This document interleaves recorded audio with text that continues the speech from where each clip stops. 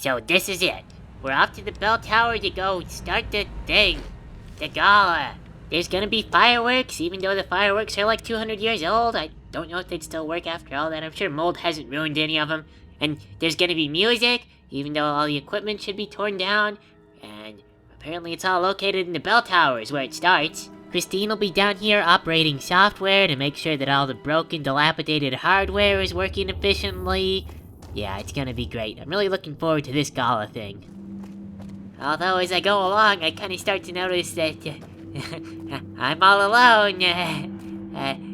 I'm sure I'll be okay. They probably won't throw too many guys in my way, right? Oh, darn it. This frickin' collar drives me up the wall. You know what's weird is that if Christine can make the collars beep slower, then that means that you can alter the frequencies that they pick up, I guess. That should mean that, in theory, Elijah should have been able to do something to fix this stupid collar before he put it around my neck and made it half impossible to do my job. And oh crap, what is this? I'm trapped by beeping. Okay, just walk real slowly, you zombie. Try to get someplace safe and then shoot you to death. No, wait. I'll aim carefully, because the seconds count. Just keep walking slowly, please. I can't back up at all and be safe. So... oh, shoot. Shoot! No, no, no! No, ow. You know what? Whatever possessed the zomblers to put bear traps on their hands anyway? And why is that an effective weapon? The spears I understand, but how is having a bear trap on your arm more dangerous than not having anything? Or maybe it's part of the whole problem of zombler trapping society, where that guy didn't know that the traps were set out for Dean, and so he reached his hand into a trap to grab some treats, and then the trap closed, and then he was really embarrassed, so he just told all his friends, like, oh yeah, no, it's a new weapon idea I just had. See, you get this thing stuck on your hand, and then you hit people. And they didn't believe him at first, because it was so dumb, but he just really committed to the lie. And then everyone else started to think that maybe it was true. And then someone else got their hand stuck in the thing, and they were kind of popular, and they just decided to roll with it. They were like, oh yeah, just like Frank, I got my hand stuck in the thing, I put my hand in the thing, and now it's a dangerous weapon. And now it's become like a fashion statement. And the guys that are doing it don't want to admit that they were tricked into something stupid. It's kind of like the zombler equivalent of Crocs, which I never really understood. I used to ask people about that, like, why do you buy Crocs? And then they would tell me they're comfortable. But I never believed them. Crocs, of course, being the world's ugliest rubber shoe. I wonder if maybe they got popular because someone famous got their feet stuck in one of them, and then they couldn't get them off. Maybe because of a contract or something. Like somebody like Miley Cyrus was hanging around, and then UMG walked up to her and they were like, hey Miley, nice feet. You're gonna wear Crocs from now on, because it says in your contract we get to decide what you wear. Also, you're gonna get naked. Oh, poor Miley Cyrus. It must be tough working for someone who started off as a school bully and then grew up into a rich, successful world bully, who punishes people for being pretty. Or for not being pretty. I'm not really sure how it works. I think just generally speaking, they'll punish anything that doesn't give them money.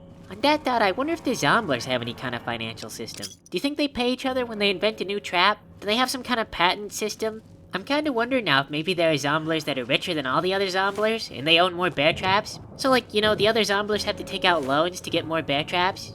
Maybe they use the bear traps as currency. They get bear traps on loan, then they have to pay back interest, they have to build new bear traps. See, but the trouble is that you have to pay in bear traps to get the raw materials to build new bear traps. So you get into this endless cycle where you just keep taking out more bear trap loans and then trying to build new bear traps to make up for the bear traps that you have to pay back. This would explain why there's bear traps everywhere, and why some of the zomblers wear bear traps, because they're actually a sign of wealth. It's like wearing gold jewelry, you know. And really, I think if you give it enough time, this is probably a really exciting moment in history for the zomblers. Because they're still using physical bear traps for currency now, but they may not in the future.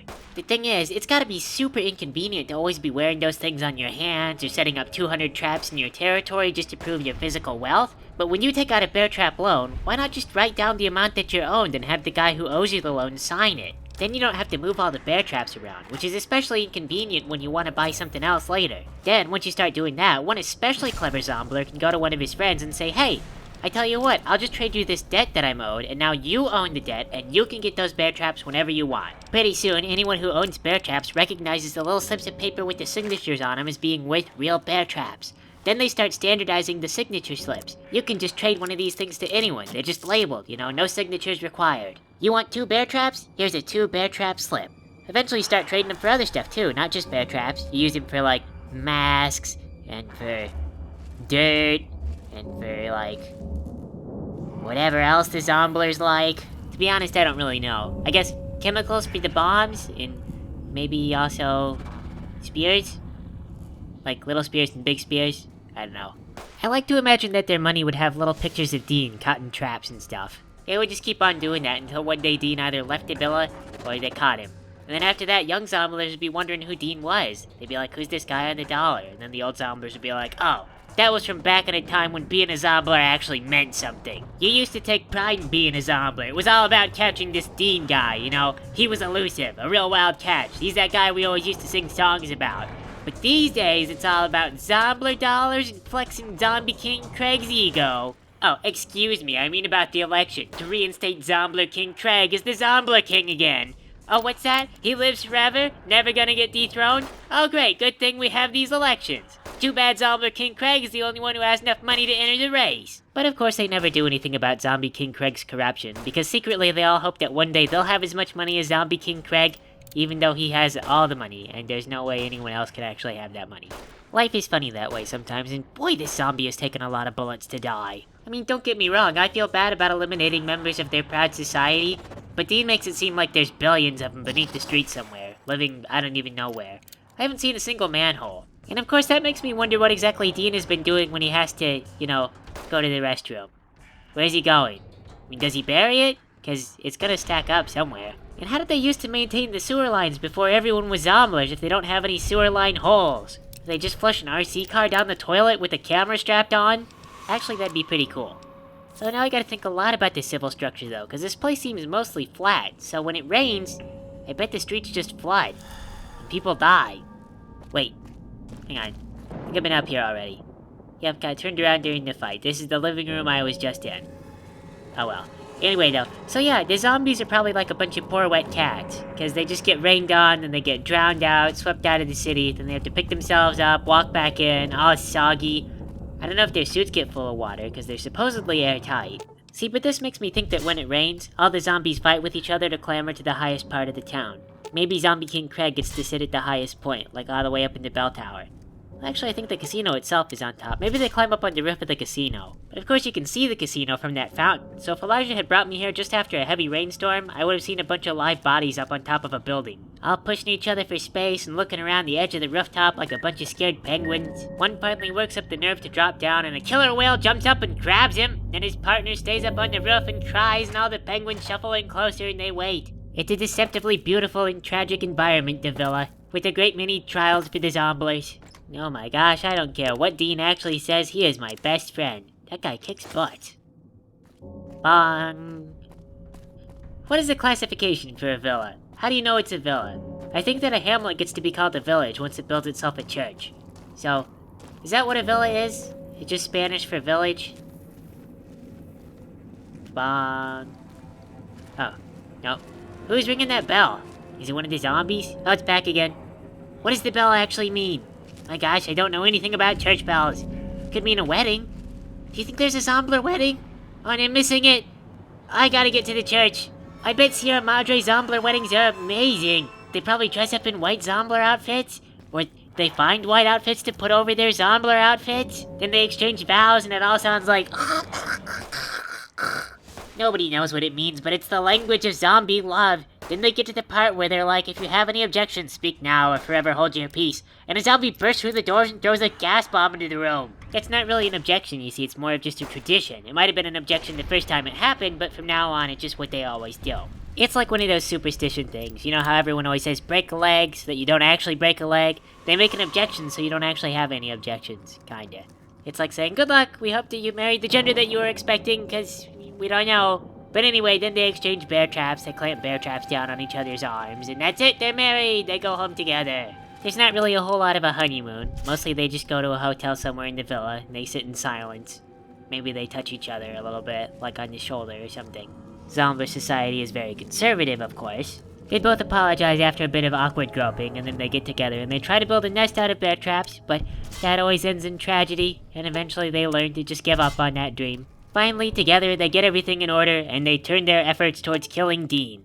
As a team. Of course, that also ends in tragedy, and doesn't bear fruit. So they just kind of move on and count small victories in their lives, and generally speaking, zombies are pretty boring. Just don't Darn it, I hate these stupid radios so much you just have to run blind if you don't know where they are. Please don't be anything up here, please. Just be an empty room. Ah, darn it! Well, okay, at least I got through the radio. It's like they frickin' expect me to walk through that hallway. Of course they do put traps everywhere. Oh man, I missed. Oh well, I'm up here and he's down there, so as long as they don't go down there, I don't think that I'm in any danger. Also, so far so good. Got plenty of stimpacks still. Some ammo, not a whole ton. But, I can probably get this guy. Ow. More ammo, this is good. And, well, I guess that's it. Well, if he's not coming up here, I'm not going down there. Wonder if these guys wrote a children's book, what do you suppose that would be like?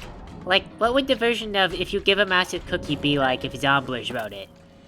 If you give a Dean a cookie, he'll ask you for a glass of milk. Except they don't really do milk, because the milk is all spoiled. I think. I haven't bumped into any milk. I would not be surprised if I found a bunch of irradiated milk that was still good though, because I've been finding a lot of stuff that shouldn't be good. Anyway, I imagine that the book would have all kinds of illustrations of Dean, and he would be like, this cute little big-headed monster for zombie kids. Speaking of giant monsters, there's some big cockroaches in here. I want to go down there with them. I saw some stairs, so maybe if I can just squeak around here without being spotted by that zombie again.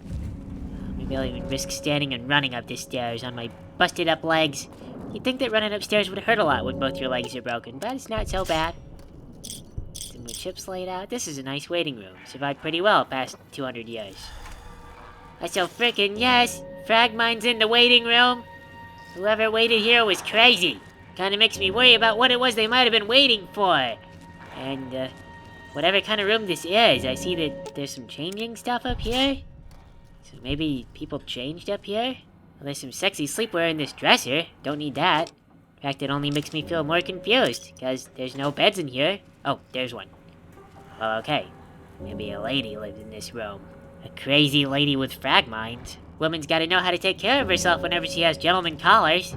I guess it could have been a man, too. It didn't really specify the gender on the sexy sleepwear. Although I don't know what men's sexy sleepwear looks like.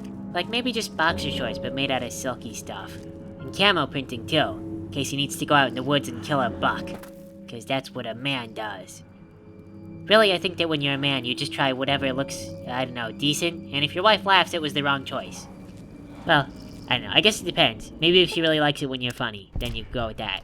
But it's up to you though, it's really all about your own style, I suppose. I mean, that's one of the nice things about underwear, is until you have someone who you actually care about whether or not they see your underwear, you can just wear Ninja Turtles. No one will know. Of course, when you do find that special someone who's okay with seeing your underwear, that's when you wear the special underwear for a little bit, you know, the good stuff. And then later on, you switch back to Power Rangers.